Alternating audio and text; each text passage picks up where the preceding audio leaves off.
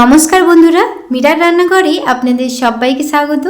আজকের রেসিপি ফুলকো লুচি, আর তার সাথে ফুলকপির একটা দারুণ রেসিপি আপনাদের সাথে শেয়ার করব।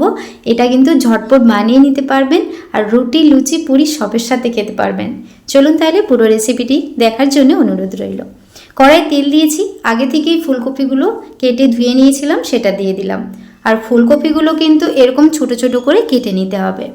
এবার হাই টু মিডিয়াম ফ্লেমে এটা নাড়াচাড়া করে ফুলকপিটা আমি ভেজে নিচ্ছি।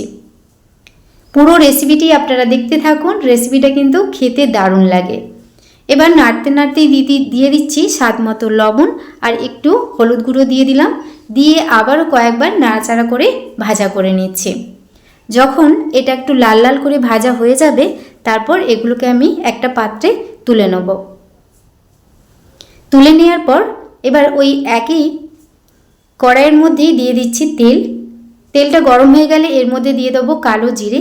কালো জিরেটা একটু ভাজা ভাজা হয়ে গেলে এর মধ্যে আগে থেকেই কেটে ধুয়ে নেওয়া আলুটা আমি দিয়ে দিচ্ছি। আলুর পরিমাণটা আপনারা কমিয়ে রাখতে পারেন, আর আলুর সাইজটা এর থেকে ছোট করে কাটতে পারেন। এবার নাড়াচাড়া করে একটু ভেজে নেব, আর নাড়তে নাড়তেই দিয়ে দিলাম কয়েকটা ঝালের জন্য কাঁচা লঙ্কা চেরা। দিয়ে আবারও কয়েকবার নাড়াচাড়া করে নিচ্ছি।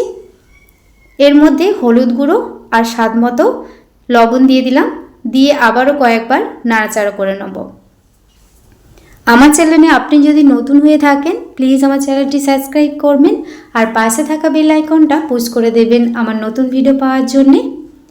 নাড়াচাড়া করে এবার দিয়ে দিলাম জল।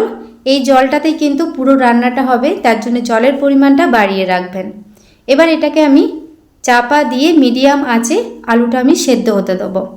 যখন আলুটা হাফ সেদ্ধ হয়ে যাবে, এর মধ্যে ভেজে নেওয়া ফুলকপিটা আমি দিয়ে দিলাম। দিয়ে ভালো করে এবার নাড়াচাড়া করে মিশিয়ে নিচ্ছি। ফেসবুক পেজ থেকে যদি আপনারা দেখে থাকেন, প্লিজ আমার ফেসবুক পেজটা ফলো করে পাশে থাকবেন। এবার এর মধ্যে দিয়ে দিচ্ছি পোস্ত বাটা। এই পোস্ত বাটাটা এই তরকারিটার মধ্যে দিলে খেতে আরও দ্বিগুণ স্বাদের হয়। 1 থেকে 1.5 চামচ দিলাম। দিয়ে ভালো করে নাড়াচাড়া করে মিশিয়ে নিচ্ছি। গ্যাসের ফ্লেমটা এই সময় মিডিয়াম থাকবে, আর ওই মিডিয়াম ফ্লেমে 5 মিনিটের মতো আবারও চাপা দিয়ে রাখলাম।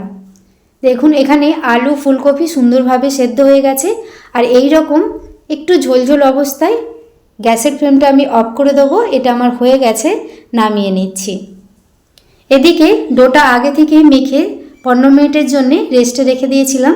দেখুন ডোটা দেখুন কত সুন্দর সফট হয়ে গেছে। এই কাজটা কিন্তু সবাই করতে পারে।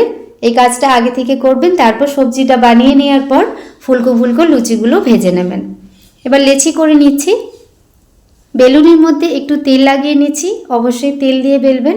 লেচিগুলোকে এবার এক একটা করে বেলবো, এক একটা করে ভেজে নেব। ওদিকে কিন্তু তেলটা আমি গরম বসিয়ে দিয়েছি। দেখুন পাতলা করে বেলেছি। এবার গরম তেলের মধ্যে ভেজে নেব। আমি এক একটা করে বেলছি, এক একটা করে ভাজবো। আর আপনারা চাইলে সবগুলো বেলে নেওয়ার পর তারপর ভেজে নেবেন। একটু উল্টে পাল্টে হালকা ব্রাউন কালার করে ভেজে নিয়েছি। দেখুন লুচিটা কত সুন্দর ফুলেছে। এইভাবে আমি বাদ বাকি লুচিগুলো ভেজে নিচ্ছি। প্রত্যেকটা লুচি কিন্তু কত সুন্দর ফুলছে দেখুন। কয়েকটা আমি লুচি ভেজে নেওয়ার পর একটা প্লেটের মধ্যে নিয়ে নিয়েছি। আর ফুলকপির সবজিটাও কিন্তু একটা বাটিতে সাজিয়ে নিয়েছি। তৈরি হয়ে গেল ফুলকো ফুলকো লুচি, আর তার সাথে ফুলকপির দারুণ স্বাদের রেসিপি। আপনারা বাড়িতে একবার হলো বানিয়ে দেখবেন, দারুণ স্বাদের হয়। আজকের এই রেসিপিটি আপনাদের কেমন লাগলো অবশ্যই কমেন্ট করে জানাবেন। রেসিপিটি ভালো লেগে থাকলে প্লিজ একটি লাইক, কমেন্ট, শেয়ার করবেন। সবাই ভালো থাকবেন, সুস্থ থাকবেন। ধন্যবাদ।